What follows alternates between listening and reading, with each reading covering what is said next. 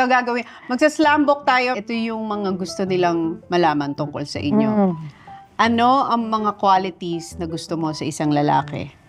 Ako po, gusto ko po talaga yung mabait. Sa features, sa mukha, saan ka na-attract na nahahanap mo na pinakagwapo sa isang lalaki? Mata. Aside sa mata, ano pa? Gusto ko po yung mga baby face.